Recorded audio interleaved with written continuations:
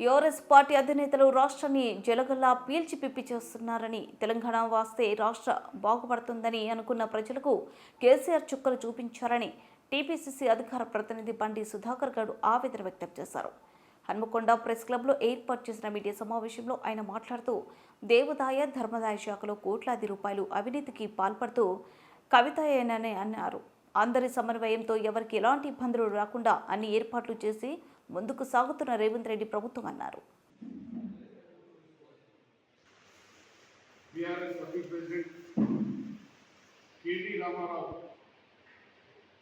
అమృత్ టెండర్లలో అక్రమాలు జరిగాయని చెప్పి నిరాధార ఆరోపణలు చేయడానికి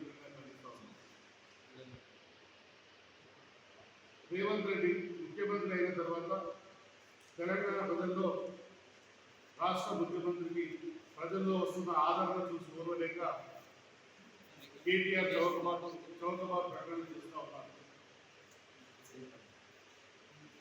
గతంలో మా పార్టీ నుంచి గెలిచిన శాసనసభ్యులైనటువంటి పాలేరు మాజీ ఎమ్మెల్యే కందాల ఉపేంద్ర రెడ్డికి సుజన్ రెడ్డి అల్లుడైనాడు. ఆనాడు కాంగ్రెస్ పార్టీ నుండి టీఆర్ఎస్ పార్టీలో చేరినందుకు నజరానాగా ఆనాడు మీరు పాలమూరు రంగారెడ్డి జిల్లాలో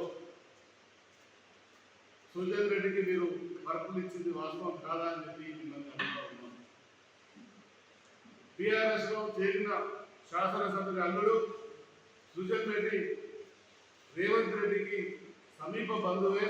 దాదాపు 30 సంవత్సరాల క్రితం నుంచే ఆ కుటుంబంతో రేవంత్ రెడ్డికి బంధుత్వం ఉన్న సంగతి మీకు తెలియదా అని చెప్పి కేటీఆర్ అడుగుతా ఉన్నాం.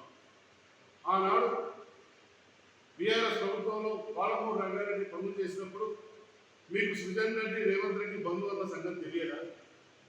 ఆనాడు మరి తెలిసే మీరు వర్కులు ఇచ్చారా? మీరు మీ పార్టీలో ఉన్నందుకు ఆ రోజు వర్కులు ఇచ్చారా? మేము చెప్తా ఉన్నాం, కేటీఆర్కు ఉన్న బినామీలో సుజన్ రెడ్డి కూడా ఒక వ్యక్తి. ఈ విషయం అందరికీ తెలుసు. మీ బినామీ సుజన్ రెడ్డి ఆనాడు మీతో వ్యాపార సంబంధాలు నెలకొల్పింది వాస్తవం కాదా అని అడుగుతా ఉన్నాం. అయితే ఏదైనా టెండర్ కోసం వచ్చే కంపెనీలు కానీ ఆర్థికంగా ఉండి సాంకేతిక అనుభవం లేని కంపెనీలు, సాంకేతిక అనుభవం ఉన్న కంపెనీలతో జాయింట్ వెంచర్ జైలు పెట్టుకునే నిబంధనలు మనకు టెండర్ షెడ్యూల్లో ప్రతి టెండర్లో జైలు పెట్టుకునే వెసులుబాటు టెండర్ నిబంధనలలో ఉంది. ఆ టెండర్ నిబంధనల ముందుగా టెక్నికల్ బిడ్ ఓపెన్ చేస్తారు, తర్వాత ఆర్థికపరమైన బిడ్ ఓపెన్ చేస్తారు. ఓపెన్ చేసి అర్హత ఉన్న కంపెనీలకు మాత్రమే టెండర్లను కేటాయిస్తారు. టెండర్ కమిటీ ఉంటుంది, దానికి ముఖ్యమంత్రి ఏం సంబంధం ఉంటుందని చెప్పి ఈ సందర్భంగా కేటీఆర్ అడుగుతూ ఉన్నాం. మేము చెప్తా ఉన్నాం, మీరు నిరాధార ఆరోపణలు చేసేది వాటికి రుజువు చూపించాలి. కేటీఆర్ దమ్ముంటే నీకు స్థలం చెప్పు, ధర్నా చౌక్ కూడా వస్తావా, నీ టీఆర్ఎస్ ఆఫీసులో ఎక్కడికి వస్తావో చెప్పు.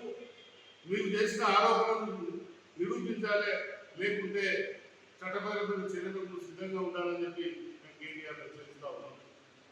అనుభవం లేని కంపెనీ మనకు ఉంటే అనుభవం ఉన్న కంపెనీతో జాయింట్ వెంచర్ చేసుకోవచ్చని టెండర్ నిబంధనలు ఉంటుంది. మీరు కూడా ఏ కంపెనీ ఏ డిపార్ట్మెంట్ టెండర్ కొట్టినా ఆ టెండర్ నిబంధనలుగా జైలు పెట్టుకోవచ్చు అనే నిబంధన ఉంటుంది.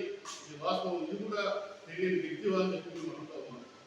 కాబట్టి ఏదైతే ఆయన మున్సిపల్ శాఖ మంత్రిగా ఉన్నప్పుడు అది యాదాద్రి దేవాలయం జరిగిన అంశంపై 2 విషయాలపై రాష్ట్ర ప్రభుత్వం CGCID విచారించి